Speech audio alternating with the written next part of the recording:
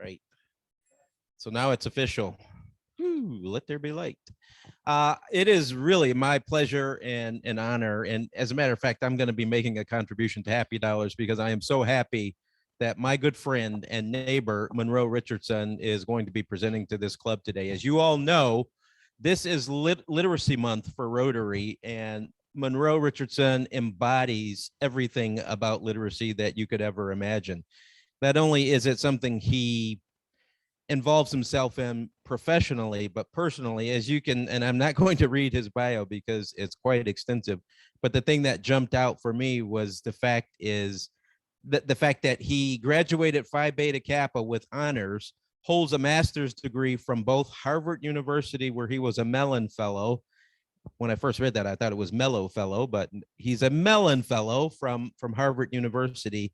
And check this out. The dude is a Rhodes Scholar from Oxford. So yes, that is worthy of applause. Please, please. He has a PhD from the University of Illinois on top of everything else, but you would never know that in talking to Munro. He is just an engaging person. He's a friendly guy. He's passionate about literacy. He's passionate about his family. One of the things that really impressed me was last year, there was a request from CMS to support the schools and the teachers at the schools for the upcoming holiday season. Munro took it upon himself to put an ask out to our entire the neighborhood that we live in, and he was personally responsible for collecting $50 gift cards that we provided to the teachers at Sterling Elementary. That's the kind of person he is. He did it without any fanfare, and he did it because it was the right thing to do. That's how he embodies his support of literacy and education and teachers. And I can't tell you how happy I am that he's taken the time to kick off our Literacy Month by giving us an update on Read Charlotte and some of the things that are going on in our communities now, where we have an opportunity to be an active part of the solution. Literacy, by the way, is one of DG Nico's priorities for this year. So I think we have a real opportunity, and I'm looking forward to hearing Munro tell us how Rotary can help. Thank you so much, Munro, and welcome. Well, thank you, Kevin, for that warm welcome, and thank you, Kelly, as well. It is a pleasure to be with all of you virtually, and I'm sorry I can't be there in person, but this seems to be the nature of our world these days. It's exciting to be with you at the start of Literacy Month for Rotary, and I know that the Rotary clubs in this district have been helping schools and helping children for a number of years. Today, what I want to do in the time I have with you is to talk to you a little bit about Read Charlotte, and then I'm going to talk to you also about some of what has happened with the impact of the pandemic on early literacy. Test scores came out on Wednesday, and so we've been crunching numbers for the last 36 hours. And I just sent out a report to partners and funders and board members, stakeholders around the county.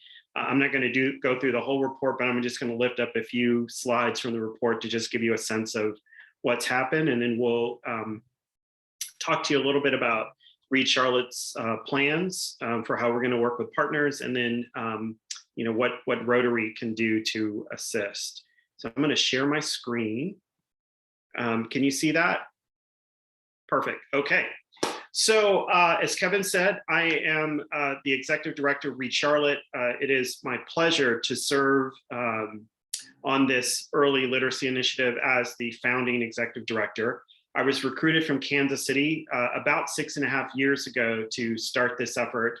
I interestingly have been thinking about early literacy because I was on the board of a similar organization, a sister organization started by the mayor of Kansas City called Turn the Page Kansas City. I spent a lot of time in education. For 10 years, I was at the Ewing Marion Kauffman Foundation and left in late 2012 as the vice president of education, and had felt after I left Kauffman that I missed this issue of early literacy. People sometimes refer to early literacy, and particularly making sure that children are reading well by the end of 3rd grade, as a keystone outcome. That when we move the needle on early literacy, and we help ensure that children are reading well by the end of third grade, it has a lot of positive consequences on downstream outcomes. So Read Charlotte, we're not a program. We don't operate programs or services. We're an intermediary. Our job is to coordinate, integrate, and align the work of dozens of organizations around our community, from the smallest grassroots to the largest organizations in our community. We, as an intermediary, as someone once said to me, seek to provide leadership in the cracks. We dig into issues where it's no one particular person or organization's responsibility, but try to help knit together our community so that the whole is truly greater than the sum of the parts. So, so he said, the reason that we started 6 years ago was because 7 years ago, a group of leaders led by the Belk Foundation realized that we had a crisis, that far too many children in our community were not reading proficiently. In fact, at the time, it was 60% of third graders were not reading proficiently. And why does this matter? Well, it's because for many reasons, we know that reading is important to be successful in school and in life. But just one data point I'll highlight is high school graduation. Children who are able to read well by the end of third grade have a 96% chance of graduating high school on time. However, if a child is unable to read well by the end of third grade, they're 4 times more likely to drop out of high school. And that's actually even higher for children in poverty. I think it's between 6 to 8 times more likely to drop out. So making sure that a child is able to go down the path, being able to read well, is really important, in part because 85% of the curriculum from grades 4 to 12 is reading based. And I want you to keep that fact in mind as we go through the rest of the presentation. Now, many of us, probably all of us, can't remember, when we first started to learn to read, unless maybe you came to learning to read English as a second language, and it might be very clear in your mind. But there are really 2 interconnected set of skills that we all had to master. There's a set of skills that help us read the words off the page, just like you're reading right now, doing it automatically, fluently. And then there's also skills that help us make sense of what we can read, things like vocabulary and comprehension and writing. And in the world of reading, the academic world, this is one of the most famous concepts that Scarborough's Reading wrote, that really shows how these various discrete skills get woven together, where you're able to become a fluid, efficient, skilled reader without a lot of effort for all of the micro skills that you had to develop along the way. So when we talk about third grade, I often like to just sort of catalyze this in people's minds with a typical third grade book, Charlotte's Web. I remember reading Charlotte's Web when I was in third grade. And for a child who's able to read on grade level, they should be able to enjoy Charlotte's Web on their own independently. So here's the very first chapter of Charlotte's Web, right? Where's Papa going with that axe? Immediately, the book takes you into the action, and you can see just within the first couple of paragraphs that the pig is going to be killed because it's a runt and it's very small and weak. And there's so many great things to talk with a child about and help them to think about. Fern, who's in this book, is 8 years old, which is also the age of a child who's finishing third grade. So many great things that you can talk with a child about and they can wrestle with and think about. And those of you who know the book, talks about an unusual relationship between a pig and a spider. And there's so many great things that you could help a child think about in terms of their own life, relationships, their own place in the world. But unfortunately, there are too many children that finish third grade not able to read Charlotte's Web. In fact, when I got here 6 years ago, I remember talking with some elementary school teachers who told me about 5th graders who could not get through 2 paragraphs of text without being exhausted. So this is the work, and this is very real. And has consequences both for the children in their lives and later downstream outcomes as well. Now, all of this was true before the pandemic, and 2 years ago, the rest of my presentation would have looked different because it would have been about what was already happening then and the challenges we had. But over a year and a half ago, we got this incredible challenge of the global pandemic, the novel coronavirus. And that has just really taken everything that we had before and really upturned it. If we had talked a month ago, I would have shared with you about what I thought was likely to happen. But with the release of the state test scores on Wednesday, we can actually talk about what has been the impact of the pandemic. So as I mentioned earlier, I've got a whole sort of analysis we've done, an 11 slide analysis. I'm just going to give you a few highlights that I think may give you some sense of what's happened in our community. All right, so I'm going to focus here on the impact of the pandemic on CMS third graders. I have no information about children who are homeschooled, who are in parochial schools, private schools. All I have is information about children who were in third grade in the spring in Charlotte-Mecklenburg schools. So what's the impact that we see?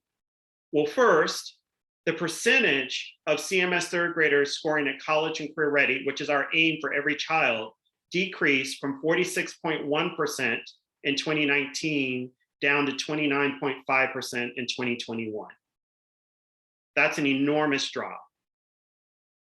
And at the same time, the percentage of CMS third graders scoring at not proficient increased from 42.7% in 2019 to 60.4% in 2021.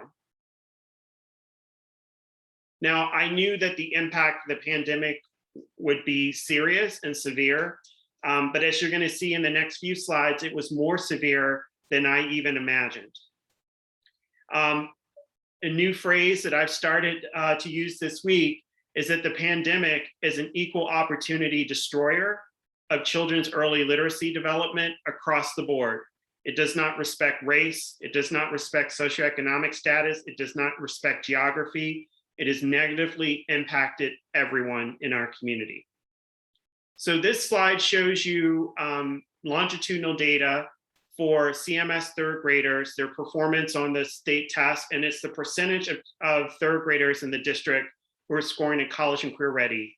Just to orient you, from the top to bottom, the blue line are white students, the red line are Asian students, the black line are black students, and the green line are Hispanic students. And what you can see very easily is the achievement gap that we've had for far too long, which is the #1 challenge we have to improve literacy overall. When we close the achievement gap and we raise the floor for everyone, we get to where we want for all of our children in our community. But what you can see clearly from 2019 to 2021, there is a steep decline. So I shared with you the overall numbers, but the pandemic didn't spare any of the subgroups in our community. There was serious decline for every subgroup in our community.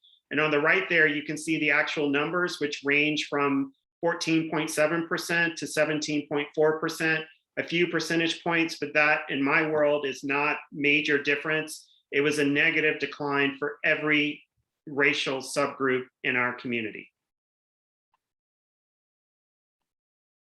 When we look at geography, what we find is, contrary to the maps we're used to seeing in Mecklenburg County, where you see the crescent and the wedge and clear differences in outcomes by geography, we see drops all across the board. So this map is a map of change from 2019 to 2021 by school and by school boundaries. And what we did was code it. The darker areas are the larger areas of drop. The lighter areas are the lower areas of drop. There were only, if I recall correctly, 1 or 2 schools where there was 0% drop. They had the exact or very close to exact the same percentage of students at college and career ready in 2021 as 2019. Everyone else dropped, in the names and neighborhoods that you know of as being better schools, everybody dropped. So as you can see here, the dark patterns, or the darker the area, the more the drop. This does not look like our normal maps of Mecklenburg County. COVID was not a respecter of geography. It was not a respecter of socioeconomic status. It was not a respecter of race. It hit everyone hard. Looking on the other side, now we're going to look at increases and the percentage of children scoring at not proficient on a third grade state assessment. Again, at this time, the darker areas are the areas with the greatest increase in children not proficient by school. Again, this is organized by school boundaries. And again, look at those dark areas. Those are not the areas that we're used to seeing as being the places that have the most challenge. This, again, you see dark spaces all over the map. And even the lighter spaces, I mean, 10, 14, 15 percentage point drops is significant. There were only a few places where things were the change in not proficient was actually, there was actually a lower percentage of children not proficient, third graders in 2021 versus 2019. But overall, the story is one of decline in student achievement and significant increases in the number of third graders who finished the year not reading proficiently.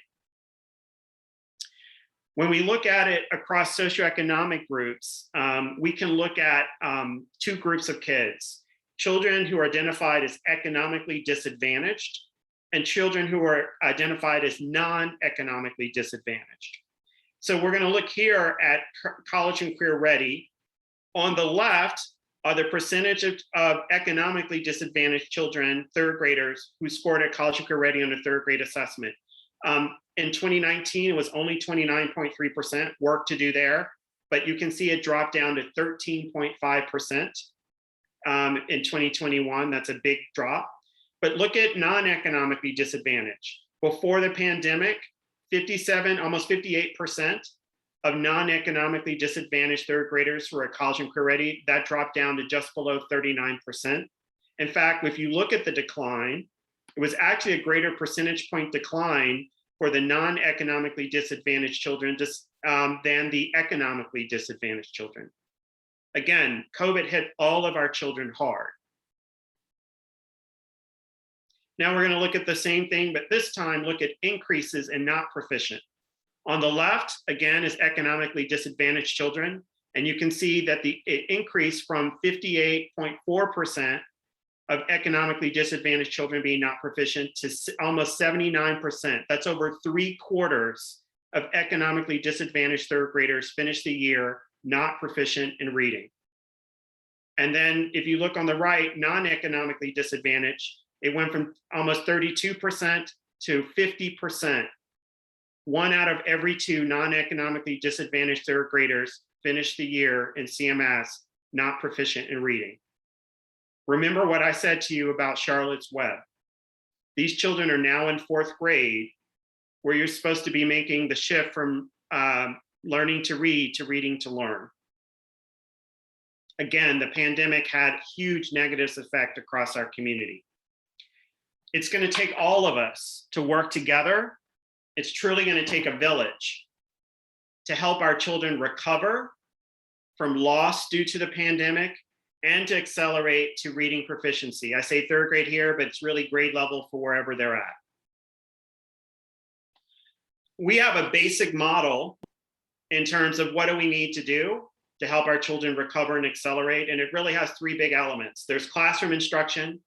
We all need CMS to do what it does every day and to be successful and to get better and better at it.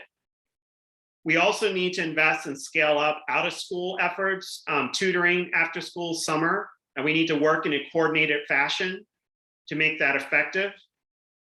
And then certainly not last and not least, we need to support and empower families to be able to support literacy at home. It's better when we've got the intersections between those 3, where we're facilitating alignment and coordination between these efforts. And it's best when we're able to align and coordinate this across all 3. And just to remind you, we have just over 110 elementary schools in Charlotte-Mecklenburg schools. So what I'm describing is a huge effort. And as you can see, the number of schools impacted is greater than ever. So when we think about the work, we think a lot about structured systematic tutoring. And we break it up into 3 parts. This is similar to what I showed you about around the reading skills earlier, but we broke out reading fluency here. So there's tutoring that helps kids with word reading, getting the words off the page, tutoring that helps kids with meaning making so they can understand what they're reading. And then there's tutoring that bridges the 2 with reading fluency, because you have some kids who can sound out words but can't read with enough speed or accuracy to focus on meaning making. Any of you that have studied a foreign language and tried reading in that foreign language where you were less than fluent, you know what I mean, because you're focusing so much on the words, you're forgetting what you read and you have to go all the way back to the beginning. That's what it's like for a child who can't read fluently. So we've got some very specific work that we've been pulling together around how do we provide structured, systematic tutoring to children in our community that need it. The thing I want to highlight is that, you know, we sometimes talk about two Charlottes, and those of you that have followed the Opportunity Task Force and the Leading on Opportunity work know that they've talked about two Charlottes. And sometimes we talk about achievement gap, but there's also this notion of an opportunity gap. And prior to the pandemic, there were children who had access to tutoring and help that others did not. What you can see on this map is a map I pulled together. The black markers are Title I schools in CMS. These are the schools at high levels of kids with eligible for free and reduced lunch, low income at home. And then the red stars are the for-profit tutoring services, the Sylvans, the Kumans, the Linda Mood Bell. And if you look at them, some of them are right on top of each other. It's sort of like when you got Starbucks at each end of the block. This is Econ 101, supply and demand. They're not there out of the goodness of their heart. They're there because there is a demand and people willing to pay for it. In fact, I know someone in the community who lives in the Wedge who said that one of these tutoring services quoted them a price of $11,000 for 3 months of tutoring for her daughter. They can afford that, but many families can't. So it's not the case before the pandemic that if you were not in one of these Title I schools that your child had everything they needed and didn't need help. This map does violence to that notion. And in fact, when you go to some of these websites for these tutoring services like I have, they openly advertise support to help children pass their end of grade and end of course exams. So we've got to provide support for children that don't have access to these services. I bet you anything these companies are going to be busy after the data I showed you. We need to give other children a fair chance to be able to get back on track as well. So Read Charlotte is ready to help. And over the last 8 months, we've been developing tools and resources to help partners that work with children from pre-K to 3rd grade to help them recover from the pandemic and accelerate towards reading proficiency. We're especially focused on expanding high quality targeted tutoring. This is a major part of our strategy, and rethinking what does tutoring mean, right? To include both after school and summer, but also linking that and integrating it with efforts to empower families to support literacy home. When I say families, I really mean any adult, mentor, mom, dad, grandmother, aunt, uncle, neighbor, I don't care who it is.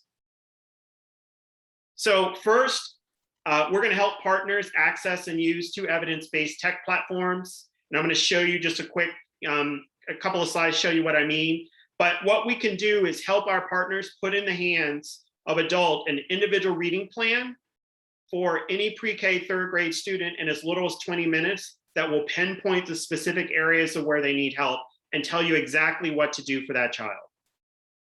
We're going to support our partners to provide targeted tutoring supports at an accelerated dosage to support rapid recovery and acceleration. Our team is putting the final touches on a draft acceleration protocol to help our partners figure out how do I make decisions to help the child that I'm serving to accelerate and get back on track and on grade level. We're also going to help our partners to focus on strong implementation with a very data-driven orientation, focus on continuous improvement.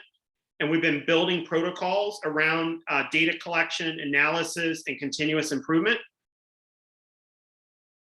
And then finally, as I said earlier, helping to facilitate alignment of out-of-school and home-based efforts to create a multiplier effect. This is hard to do.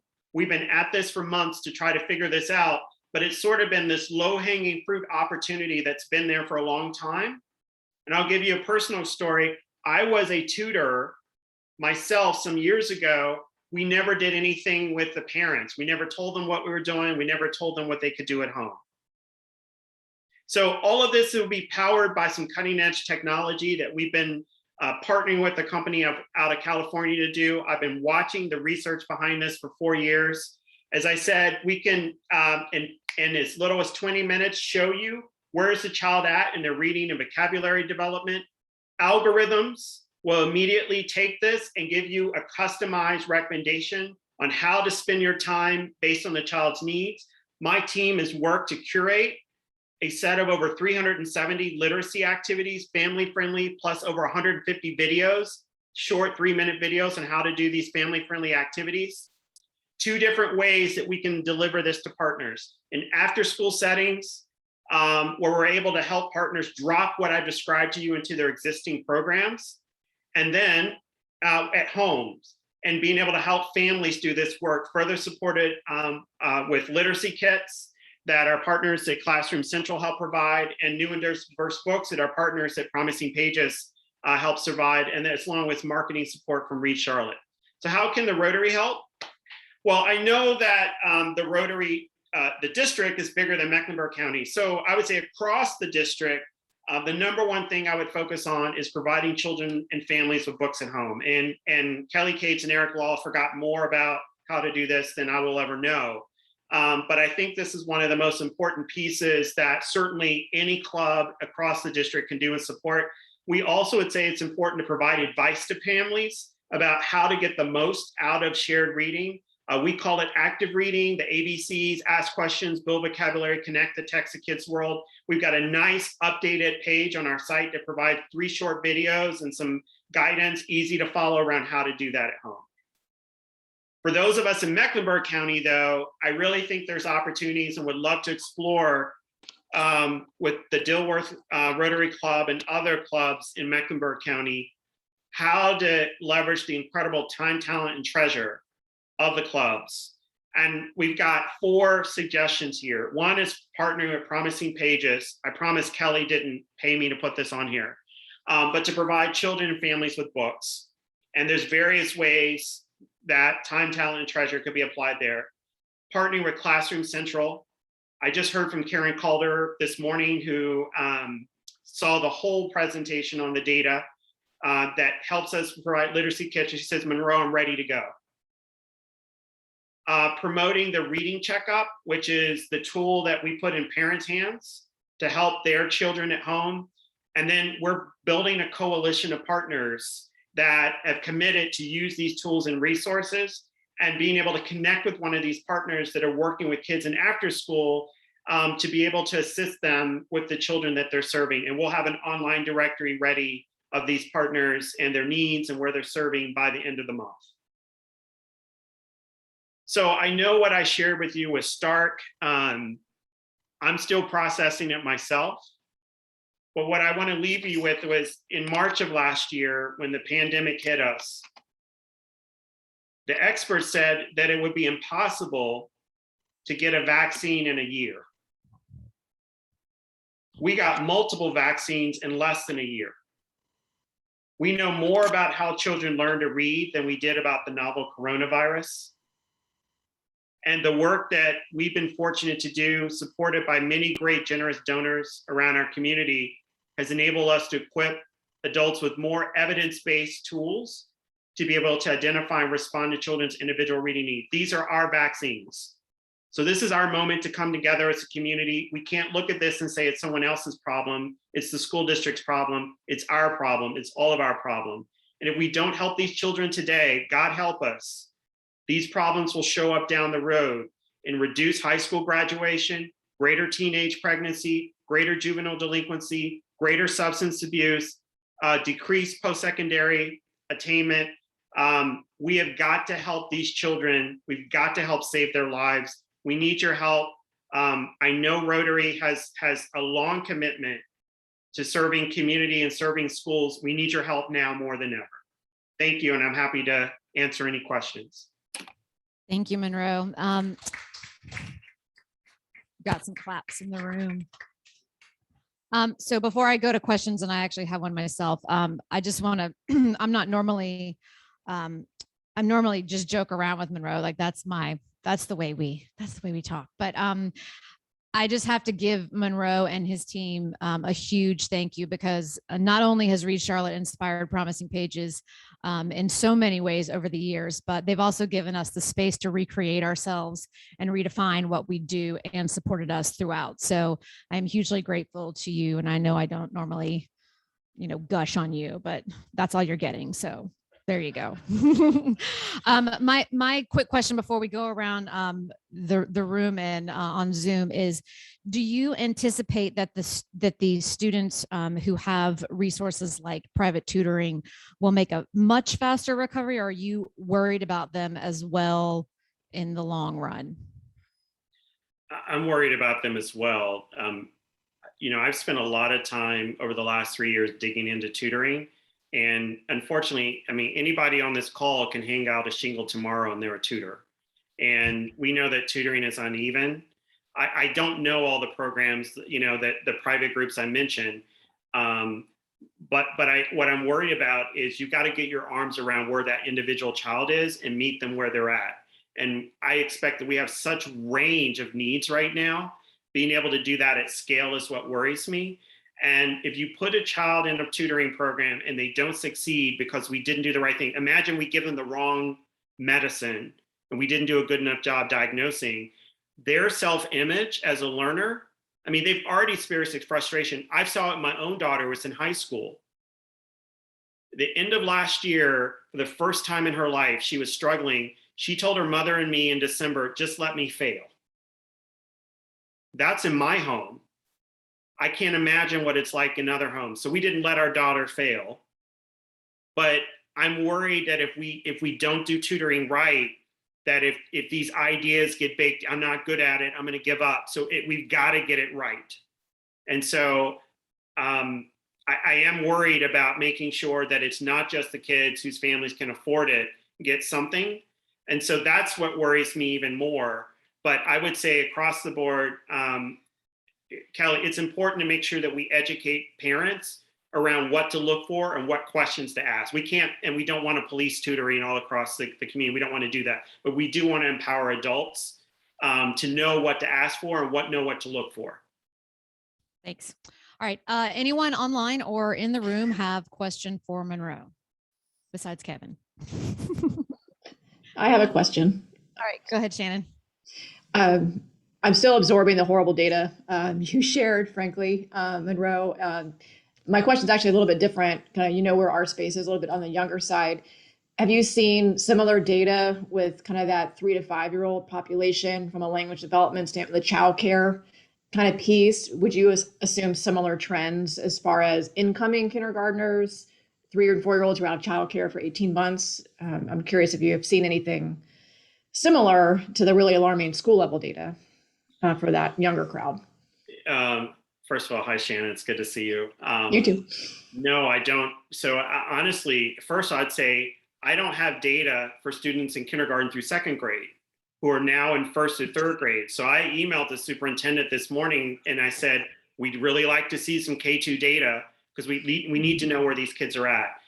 We don't have data for 3 to 5. I know in talking with Janet Singerman at Child Care Resources Inc., childcare is just, as you know, it's just in crisis.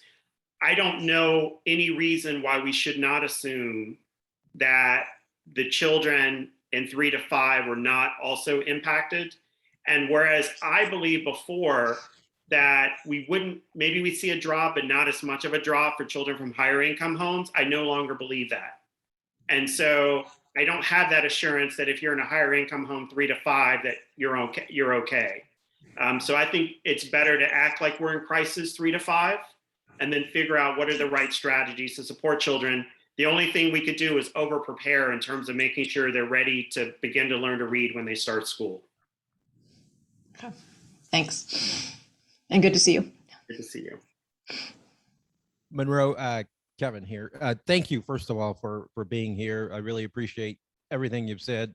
And you've certainly, I think, lit a fire under me.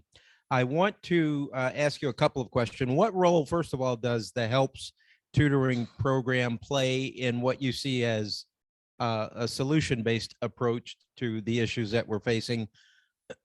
But secondly, is there anything that we can discuss or that we can do individually? I know you've got a list of the schools. Would it be possible for Rotary to have a list of those schools and perhaps your recommendation as to where we should target our resources? Because this education and literacy are in Rotary's wheelhouse. This is something that that we can address. I'm happy that our district governor is on this call as well. So this is something that I think we can do. So first of all, the role of helps, and secondly, a hierarchical list of schools that need the most attention or where we can levy our resources. Thank you again. Thank you, Kevin. First off, just to orient all of us, we would, when it comes to reading and tutoring for reading, I divide up tutoring into 3 chunks. The first chunk is helping children with word reading, literally getting the words off the page. And there's a whole set of like specialized tutoring for that. There's tutoring that is designed to help children with their meaning making, vocabulary, and comprehension skills. And there's a chunk of tutoring around that. And then there's tutoring that's designed to help children read with greater speed, accuracy, automaticity. And there's focused tutoring on that. Although I broke it up into chunks, there's no reason necessarily that in a really well-designed tutoring program that you're not giving children pieces of those, but you're doing it very intentionally aligned with what they need. For the helps tutoring that Kevin referenced, that is a targeted, really effective evidence-based fluency tutoring program.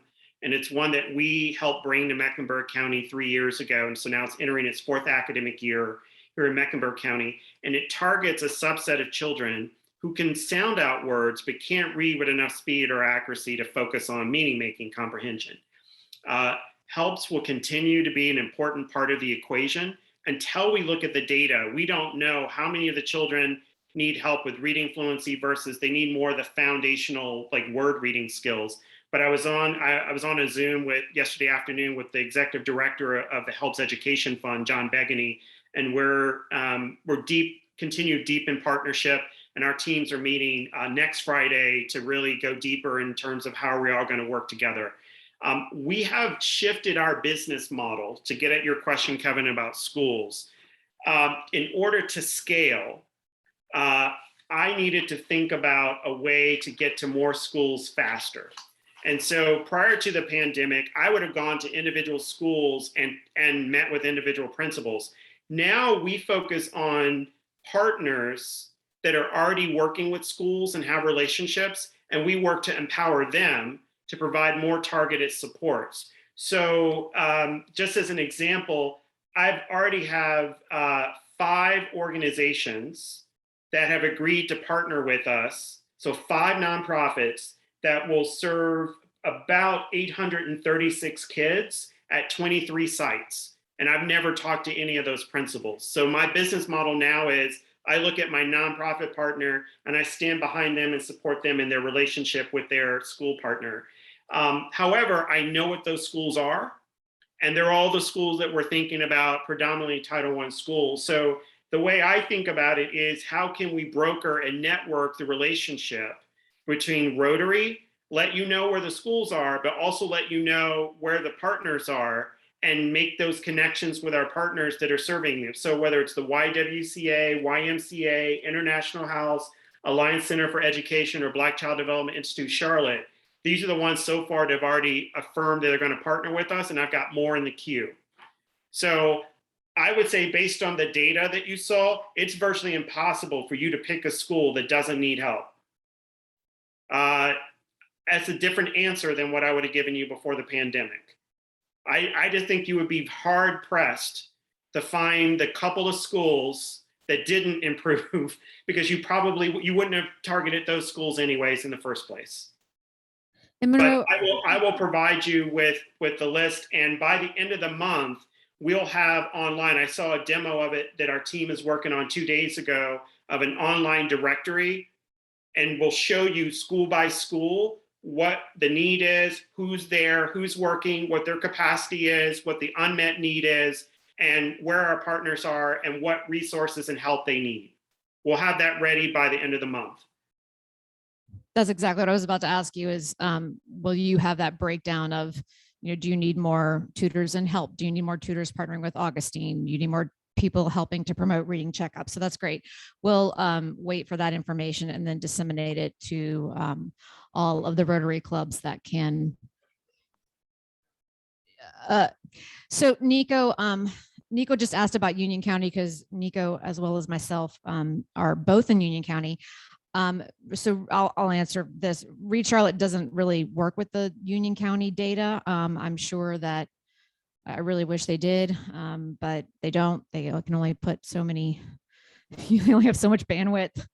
But reading checkup, though, is open to anyone and everyone. So that is at least a tool that Union County parents could technically use. Correct, Munro? I mean, It's supposed to be Mecklenburg, but I'll look the other way. Supposed to be Mecklenburg. Yeah, I'd say Nico. So, my funding is for Mecklenburg County, and the focus is Mecklenburg. There are a number of things that we've had that I know people use, and I'm sure our social media ads, our YouTube ads, digital ads, I'm sure they show up in Union County as well. And I would say the information that's on our site, applies for kids across the board. What they won't get is sort of the coordination that we do with partners, unfortunately. And I don't know why, we're one of about 13 local campaigns for grade level reading across the state of North Carolina. There's no reason that there isn't one in Union County, and it never occurred to me, why isn't there one? The closest one that I'm aware of is in Guilford County, and we coordinate and collaborate with them. But sometimes it spills over in other ways. So what I described to you that we're doing with out of school, they're doing it at the Y in Cleveland County now. Last Friday, I met with the head of the Y there, and we're going to swap and share. And I said, anything I have, you can use. If there's a group that wants to use it and wants to do the same kind of things we're doing, I'm happy to share. I'm happy to make connections. There just needs to be a coordinator in Union County to do it. Yeah, I've never understood why Union County didn't reach out. So that might be something I can make happen. Because I had a child who almost failed out last year as well. So, the struggle is real for everyone. Anyone online have a last question for Munro before we move on to our raffle and 5-way test? I have one quick question. So the data that you shared is kind of those third graders that are now fourth graders. So I actually bridge that. I have a fifth grader and I have a current third grader. So in their world, my fifth grader was one that was having some reading difficulty, but hit the end of the pandemic, right as the pandemic hit at the end of his third grade year. Is there going to be a focus on kind of those fifth graders? Our fear is them going into middle school and getting even into a bigger pot and into a bigger mix and so many other changes. I'm just curious if there's, it's getting them caught up to grade level. I apologize, the 11-month-old is now out and about, but just curious if, if there's going to be a focus on those that are really entering that next year into that middle school mix, and they're gonna, catching them before they get out of the elementary school. Can I ask a clarifying question? A focus by whom?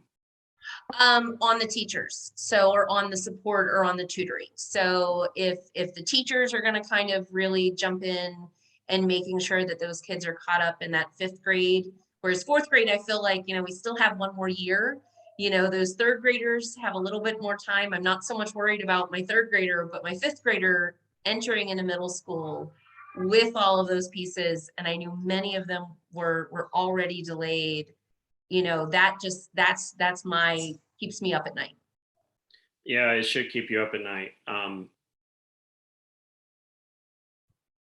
My answer to you and anybody else on here, and I know I'm being recorded, advocate, advocate, advocate. You need to fight for your kids. You are the ones you've been waiting for. The system before the pandemic was organized around teaching children to read by third grade, and you saw what the results were before the pandemic.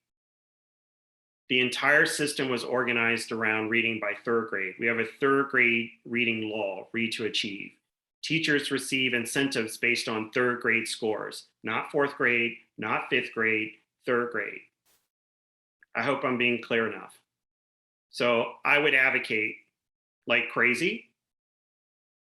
Because if you don't, just think about where the inertia is going to go.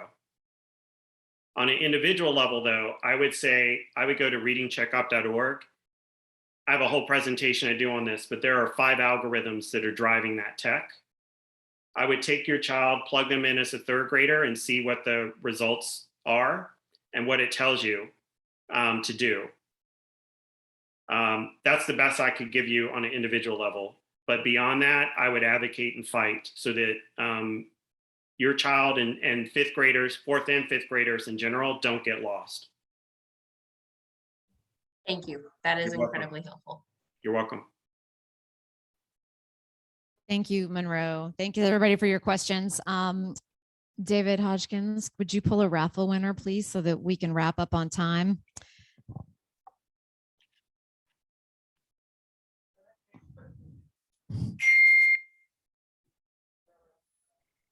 David's going to pick his own.